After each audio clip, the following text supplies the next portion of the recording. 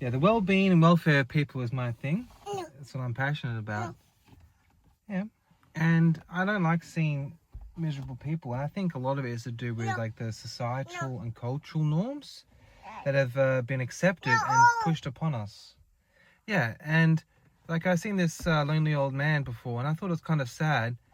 He just had his little dog he was hanging out with, and then I see him all the time. He's a regular customer, but I've seen him at the park.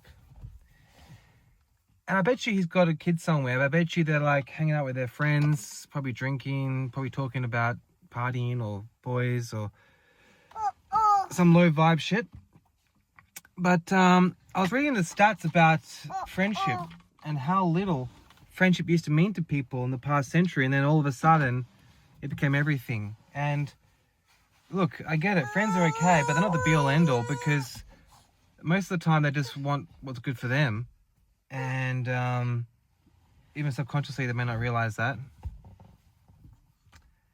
But family, it's like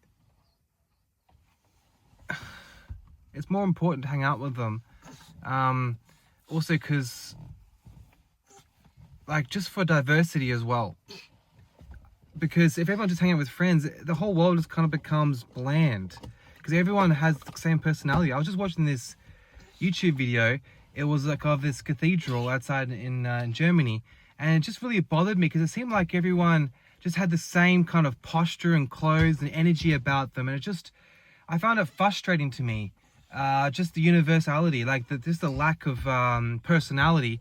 And I think that comes down to like when people just hang out with their friends and talking shit, and they all kind of chameleonize. They just like turn into groupthink, and when you have like tight knit communities, when you have familiarities, when you have like a preference for an in-group, there's like a little more tightness, and there's a little more like, it's better for global diversity. When you have everyone acting the same, you're actually culling off diversity.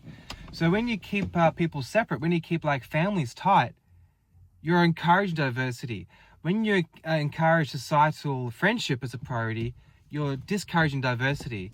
And a lot of people will scoff, and they really, really get angry at the idea that what I'm saying is right, and that a lot of their morals and principles have been thrust upon them. They don't actually care about it.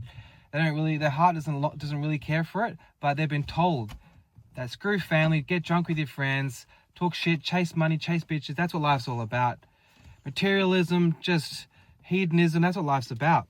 And a lot of that has been a psyop. That's not natural. And I was just walking past the beach, and it just seemed like what are we doing? What are these people doing? They're like sitting in their cars looking sad, that everyone's hanging out, and then there's so many people who are alone and lonely, and a lot of the cultural norms is the issue for the loneliness, because I want to help people. Like I just walk past and I see the sad people, and I want to help them.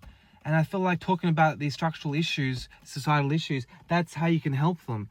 One of them is by encouraging family unit, and by discouraging this focus on friendship. Because look at Hollywood, they've taught us everything we know, all our morals, all we care about. We've all been designed to think that way from Hollywood. It's taught us everything about who we are. You're a man, you're a woman, everything you value has been thrust down our throats by these demonic producers in Los Angeles, California. And we need to recognize that, because a lot of it is disin tune with our heart, and that's why we see.